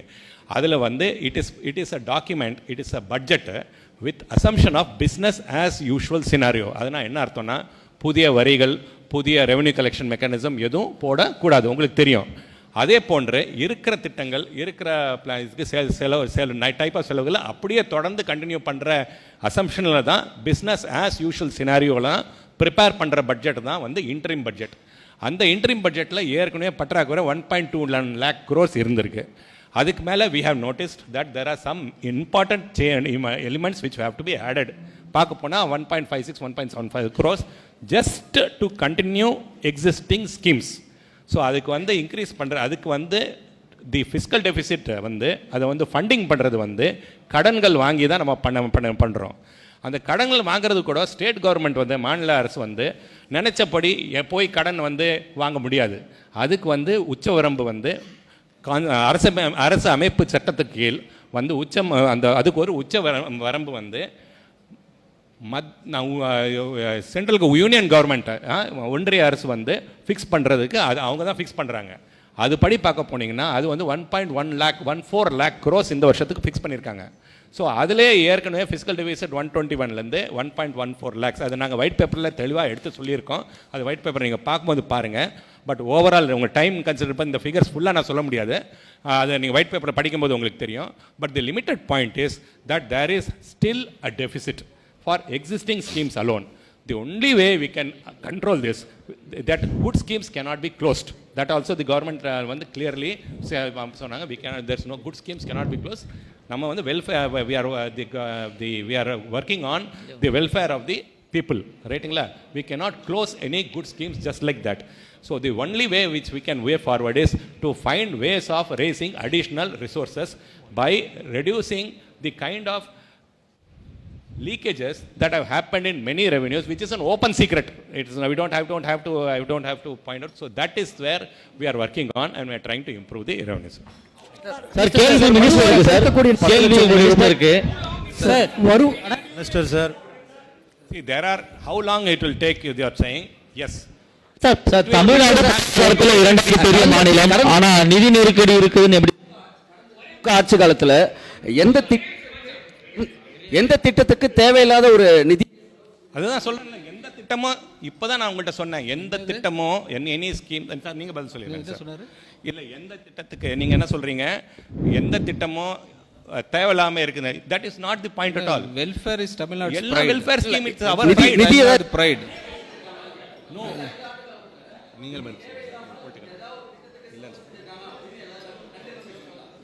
இல்லை சார், அது மாதிரி இல்லை. நாங்கள் சொல்கிறது வெல்ஃபேர் இஸ் தமிழ்நாடு ப்ரைடு.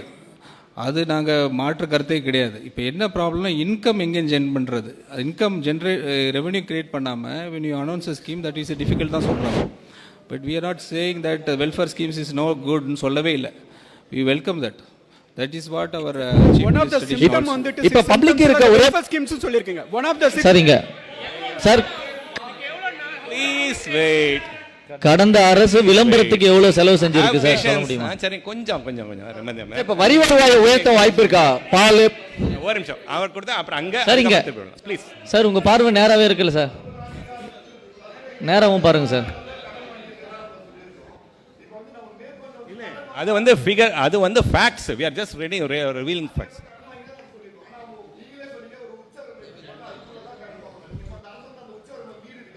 அதான் அமெண்ட்மெண்ட் பண்ணிட்டு இருக்காங்களே சார். அது அந்த உச்சவரம் நீங்க சொல்ற வந்து ஆக்ட் படி, அதாவது 2 டைப் ஆஃப் உச்சவரம்பு இருக்குங்க. ஒன்று வந்து உச்சவரம்பு வந்து ஆக்டில் ஃபிஸ்கல் எஃப்ஆர்பிஎம் ஆக்ட், அதாவது fiscal responsibility management, FRP budget management act. அந்த ஆக்டில் வந்து நமக்கு வந்து ஃபிஸ்கல் டெபிசிட் 3% மேலே இருக்கக்கூடாதுன்னு நம்மளோட கட்டு. அதுதான் ஐடியல். 3% மேலே ஏறுறது இட் இஸ் நாட் குட். அது அன்ஃபார்ச்சுனேட்லி அது 3%க்கு மேலே not now for quite some time இருந்துட்டு வருது. There's no, as I said, there's nothing to blame anybody. இருந்துட்டு வருது, ரைட்டுங்களா? இது கவர்மெண்ட் ஆஃப் இந்தியா பர்மிஷன் வாங்கி தான் every borrowing can be done.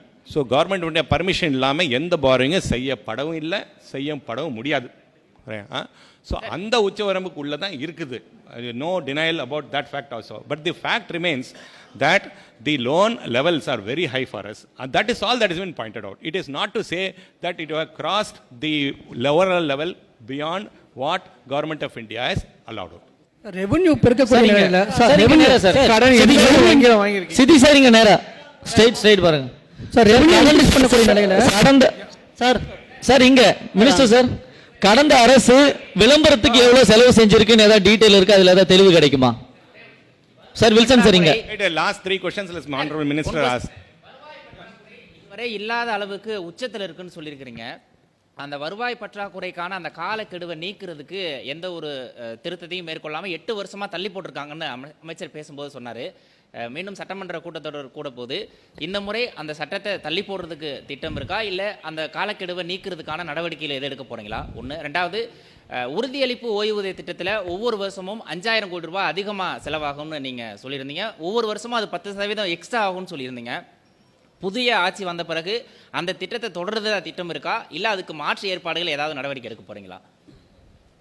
First question பொறுத்த வரைக்கும் sir, we are very clear that we have just formed the government under the guidance of the Chief Minister, Honorable Chief Minister of Tamil Nadu. So we have analyzed the entire thing what has happened in the past. சொன்ன மாதிரி இது 60 ஆண்டுகள் கடன் சுமைன்றது முதல் இந்த 5 ஆண்டுகளை வாங்கியிருக்கிறாங்க. we definitely need time. அந்த டைமில் எந்த மாற்றம் கிடையாது. அதில் வந்து கண்டிப்பாக தள்ளி போட்டு தான் ஆகணும். அந்த முதல் கொஸ்டின். ரெண்டாவது கொஸ்டின் என்ன கேட்டீங்க? ரெண்டாவது கொஸ்டின் வந்து தமிழ்நாடு உறுதியளிப்பு ஓய்வூதிய திட்டத்தில் ஒவ்வொரு வருஷமும் 5000 கோடி ரூபாய் அதிகமாகும், அதாவது தமிழ்நாடு அரசுக்கு செலவு வந்து 5000 கோடி அதிகமாகுதுன்னு சொன்னீங்க. அதோட அதுவே ஒவ்வொரு வருஷத்துக்கும் 10% எக்ஸ்ட்ரா ஆகும் அப்படின்னு கணிச்சிருக்கிறதையும் சொன்னீங்க. இப்போ புது கவர்மெண்ட் வந்ததுக்கப்புறமும் அந்த உறுதியளிப்பு ஓய்வூதிய திட்டமே தொடருமா, இல்லை பழைய ஓய்வூதிய திட்டம் கொண்டு வரதுக்கு தேர்தல் வாக்குறுதியில் சொன்ன மாதிரி பழைய ஓய்வூதிய திட்டம் கொண்டு வருமா? என்ன நடவடிக்கை எடுக்கிறோம்? Steps we will decide very shortly. அதை நாங்கள் கண்டிப்பாக அதை சீஃப் மினிஸ்டர் கவனத்துக்கு கொண்டு போவோம். அவரோட அறிவித்தல் படி டிசைட் பண்ணுவோம். பப்ளிக் செக்டர் அண்டர்டேக்கிங்ஸை பொறுத்த வரைக்கும் நம்ம அந்த பப்ளிக் செக்டர் அண்டர்டேக்கிங்ஸில் பொறுத்த வரைக்கும் பப்ளிக் செக்டர் அண்டர்டேக்கிங் மூலம் தான் நம்ம நிறைய வெல்ஃபேர் ஸ்கீம்ஸ் கொண்டு வருவோம். இப்போ 200 யூனிட் வந்து சார் இங்கே 200 யூனிட் மின்சாரம் கொடுத்துட்ருக்கோம், பஸ்ஸில் வந்து நிறைய கொடுத்துட்ருக்கோம். அப்படி நிறைய கொடுக்கும்போது பப்ளிக் செக்டர் அண்டர்டேக்கிங்ஸை வந்து ஒரு லாபத்திலேயோ இந்த நஷ்டம் ஆகாமல் இப்போ இயக்கிறதுக்கு வாய்ப்பு இருக்கா? அது ஒன்று சார். ரெண்டாவது கொஸ்டின் வந்து நீங்கள் ஹெல்த் கன்சர்ன் வந்து இப்போ முதியோர்கள் ரொம்ப அதிகமாக இருக்குன்னு சொன்னாங்க. அதே ஒரு சைடில் பார்த்தீங்கன்னா கிளைமேட் சேஞ்சிலையும் வந்து நிறைய இம்பேக்ட் ஏற்படுத்திட்டு இருக்கு. இனி வர காலத்தில் நீங்கள் அதில் அதிக அளவு இன்வெஸ்ட்மெண்ட் பண்ண வேண்டி வரும். அந்த இதுக்கு ஏதாவது ஒரு ரோட் மேப் இருக்கா, ஏதாவது பண்ணுங்க. மூணாவது கொஸ்டின் சார், குஜராத்தையும் மகாராஷ்டிரத்தையும் கர்நாடகத்தையும் கம்பேர் பண்ணுறதுக்கு என்ன காரணம்? இது 3வது கொஸ்டின். 4வது கொஸ்டின், நமக்கு வர வேண்டிய ஜிஎஸ்டியை பொறுத்த வரைக்கும் நமக்கு வந்து ஜிஎஸ்டி ஷேர் வந்து நமக்கு குறைஞ்சிக்கிட்டே இருக்குது. ஜிஎஸ்டி எல்லாமே சென்ட்ரல் கவர்மெண்ட்டுக்கு கொண்டு போயிட்டாங்க. நமக்கு இருக்கிறது நம்ம இருக்கிற இந்த இது கமர்ஷியல் டேக்ஸ் அது மட்டும்தான் இருக்குது. இது இருக்குது. அப்படி வரும்போது நமக்கு ரெவன்யூ இன்க்ரீஸ் பண்ணுறது. சார் ஒரு கொஸ்டின்னா 2 கொஸ்டினா தெரியல, பட் இருந்தாலும் உங்களோட இன்ட்ரெஸ்ட்டை நான் பாராட்டுறேன் சார். இது இந்த கொரோனா பீரியடை பேஸ் பண்ணி தான் சார் நாங்கள் எடுத்துருக்குறோம். அந்த 2021, 22, 22, 23, 23, 24, 24, 25, 25, 26. ஏன்னா அன்றைக்கி இந்த வேர்ல்டே ஸ்டில்ல வந்துடுச்சு. So it is better. நாங்கள் எல்லா ஸ்டேட்டும் அப்படி தான் அந்த நிலைமையில் இருந்துச்சு. ஸோ அந்த ரீஸ்டார்ட் பண்ணுறதுக்கு அந்த கரெக்டான அந்த ஃபேக்ட்ஸ் எடுக்கிறதுக்கு எங்களுக்கு அந்த பீரியடு தான், அந்த விண்டோவை தான் நாங்கள் செலக்ட் பண்ணணும். அதுதான் உங்களுக்கு ஆன்சர். பட் ரிகார்டிங் நீங்கள் பிஎஸ்யூ அந்த எப்படி நாங்கள் அதை ரிஃபார்ம் பண்ண போகிறோன்னு கேட்குறீங்க. Administrative collapse, what I'm trying to say is man-made disaster தான் இந்த நிலைமைக்கு உள்ள காரணம். ஸோ இந்த அட்மினிஸ்ட்ரேஷன் கொலாப்ஸை வந்து ரிஃபார்மேஷன் ஆஃப் ரெவென்யூ மொபிலைசேஷன் எல்லாம் பண்ணக்கூடிய இடத்துல the chief minister himself, honourable chief minister has directed us. So கண்டிப்பாக அது அட்மினிஸ்ட்ரேட்டிவ் வந்து டுவர்ட்ஸ் த பெஸ்ட்டாக இருக்கும், கரப்ஷன் ஃப்ரீயாக இருக்கும். ஸோ அதனால் definitely we can bring back to the normal position நம்புறோம். எந்தெந்த துறையில் கோடி ரூபாய் கடன் எங்கெங்க அதிகம் சார்? எந்தெந்த டிபார்ட்மெண்ட்ல வரி உயர்வு திட்டமிட்டிருக்கீங்க சார்? சார் 10 லட்சம் கோடி ரூபாய்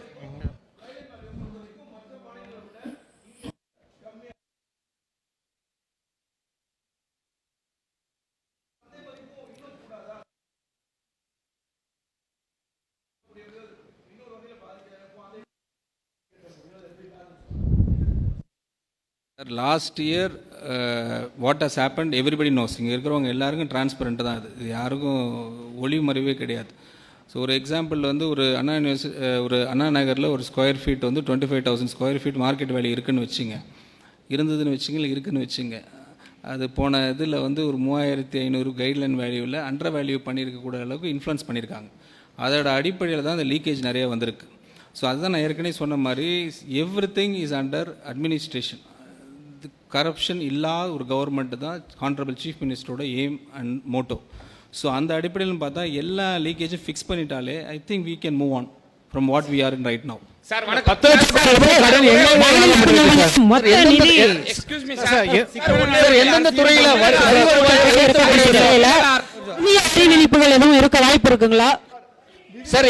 எந்தெந்த 10 லட்சம் கோடி ரூபாய் புதிய வரி நியூ டேக்ஸ் அதிகரிக்கிறதுக்கான வாய்ப்புகள் எதுவும் இருக்குங்களா சார்? நீங்க சார் நீங்க ரெவென்யூ இன்க்ரீஸ் பண்ணக்கூடிய நிலையில நியூ டேக்ஸ் ஒட்டுமொத்த நிதிச்சுமை 13,8 கோடி இருக்கக்கூடிய நிலையில sir sir sir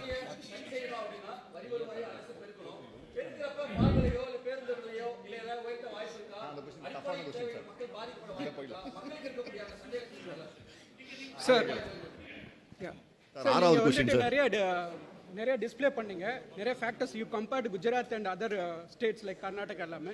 when compared to per capita we are in the forefront. We actually per capita is 4.8. Tamil Nadu is per capita. Gujarat what you have posted is some 3 point something per capita. And socio economic இது பாத்தீங்கன்னா இண்டிகேட்டர்ஸ்லாம் பாத்தீங்கன்னா Tamil Nadu is superior than when you compare to other states. Despite all shortcomings, the previous government have done all these things. ஆனால் வந்து தே as sir சேட்டு வந்து they also complied with the union கவர்மெண்ட்டோட fund வாங்குறதுக்குலாம் எல்லாம் பண்ணி தான் இருக்காங்க. இருந்தாலும் அவங்க போல் ப்ராமிஸை பண்ணியிருக்கோம். நீங்கள் but you are given a better poll ப்ராமிஸ்ன்னு சொல்லி தான் மக்கள் உங்களுக்கு ஓட்டு போட்டிருக்காங்க. ஆனால் இதுவரை நீங்கள் வந்துட்டு கரப்ஷன் ஃப்ரீங்கிறது மட்டும் தான் பேங்க் பண்ணுறீங்க வந்து நீங்கள் ஸ்கீம்ஸ் இம்ப்ளிமெண்ட் பண்ணுவீங்களா இல்லையான்னு கேரண்டியாக எதுவுமே சொல்கிறது இல்லை.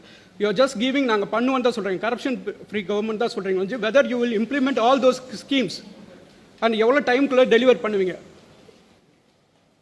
See sir, we are very clear in our approach. Whatever the Honorable Chief Minister has announced, definitely there will be a timeline which will be discussed with the Honorable Chief Minister. We will get back to you. And the discussion irukku, but the Chief Minister himself will announce. Sir, Minister sir, தமிழ்நாட்டினுடைய ஒட்டுமொத்த நிதிச்சுமை